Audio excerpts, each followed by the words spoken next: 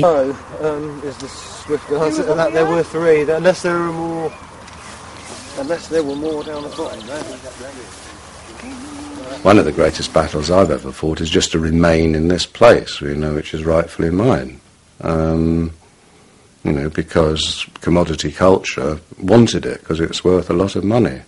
Doesn't matter whether it's sort of, you know, the burial ground and the creation ground of soul, you know, they want it. We effectively used an awful lot of the tactics and techniques that we'd developed with Crass on a much more sort of intimate level, you know, with the local village and the local townspeople, and we formed an action group which was made up of people from the right, left, centre and everywhere else, who all wanted in some way or other, or for one reason or another, to try and preserve something of the sort of countryside that this whole area represents, and were willing to sort of spend time to do that. And we first of all beat off BT, who, you know, is a massive corporation, which was a huge success, and they wanted to turn this just into one huge sort of luxury housing estate for the wealthy, with sort of big hotels and golf courses and shit knows what else. We did buy it on borrowed money from friends, and we still owe half of what we bought the house for, which was 160,000, which is very, very cheap, of course, but and it was very, very cheap because we were in it. I mean, it's not worth an awful lot to people, and people knew they couldn't get us out because we'd already won that case in the courts. I mean, what I want to do, what I hope I'm able to do, is to finish paying off the house, and then put it into trust, because that way, you know, maybe in 50 years, there'll still be people like us sitting around talking about nice things.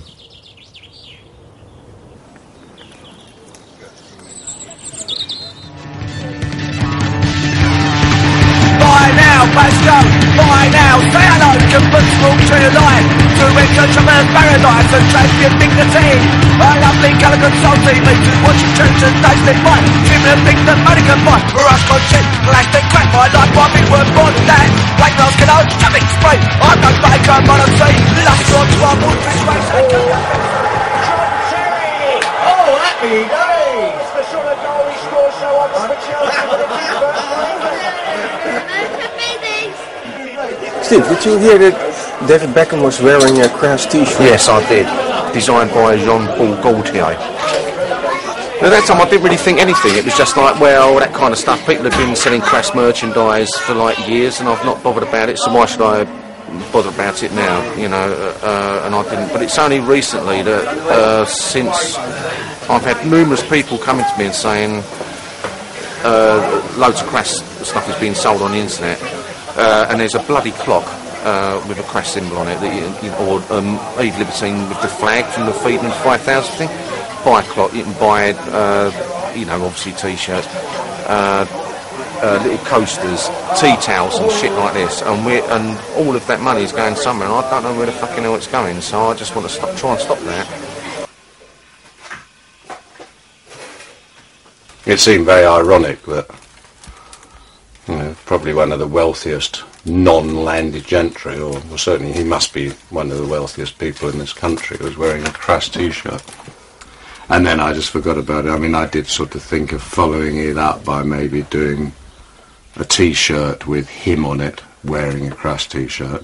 And I just thought it'd be ironic to produce a t-shirt of him wearing a Crass t-shirt with something like, you know, David supports Crass. And see, you know, how long it would be before their lawyers tried it on with us. At the moment we're being ripped off, and we're not getting paid for it. Well, what we could do is still get ripped off but be paid for it.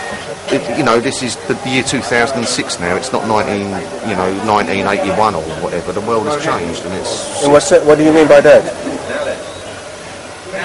That it's not... In the late 70s and the early 80s, it was possible to live on a dole, and it was possible to not have a job, or you could live without money. Now you can't. It's really fucking difficult. You've got to have money. You've got to not you got to have money, I sound like a fucking capitalist, you know, just on about money all the time. And it's not that, it's just the world is different now, and you have to move with it. And I just am so frustrated with the thought that some fucking big company, you know, don't even know who Crass were, but it's the product sells well, so they're fucking selling it and getting the money for it, and we're not getting nothing. Fuck it. Bollocks, that's got to stop. That's just crap.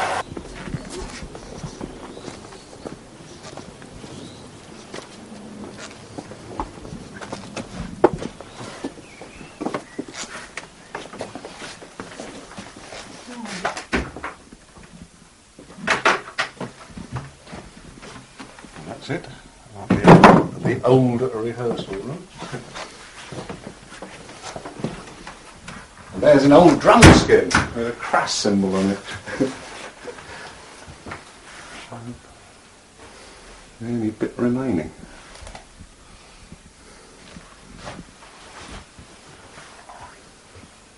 It's been lots of things since then. It used to be completely lined with carpet, and then we had carpet and strips right across the ceiling so that it, you know, soundproofed it a bit, because it was pretty bloody noisy in there, as you can imagine, with 5 of us playing.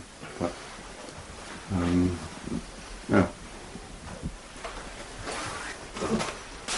Look at the mic here. Oh, there you go. Yeah, I told you we lost all the banners, didn't we, in Amsterdam. But one remained, which has to be the right one, really, doesn't it? Oh,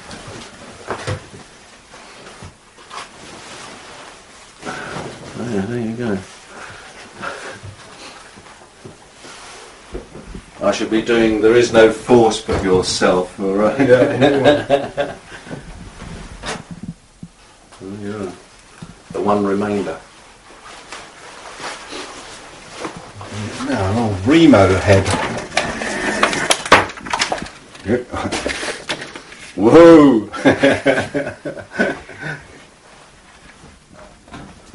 Who invented the cross symbol? Really? There's a guy called Dave King, who was an art student, friend, who lived here. It was a frontispiece for the book I was writing, because the book was about the state, the church, and the family, and I wanted something which, you know, was a sort of like the sort of fascism of that control, and that was the symbol, which I think was a very brilliant piece of design. Serpent eating its own tail, basically, destroying itself.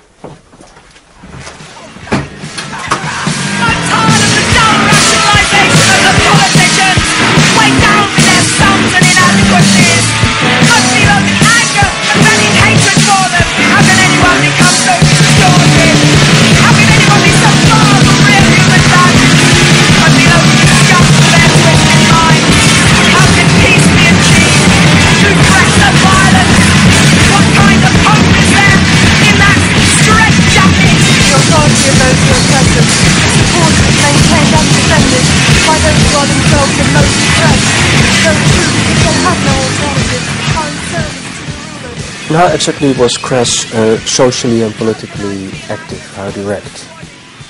Well, obviously, as an information service, we were very powerful. I mean, it was pre-internet, pre-computers, really. You know, so we didn't have that sort of outlet. But I mean, the network we had was absolutely massive.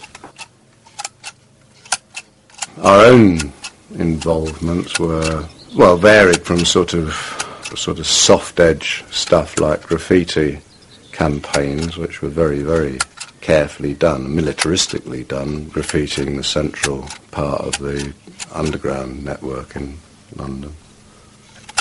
We'd start doing statements, you know, neatly. We never sprayed on property, we sprayed on posters. So say there was a war poster, you know, like a film poster for a war movie. Then we'd have "Fight War, Not Wars" on it, you know, very neatly.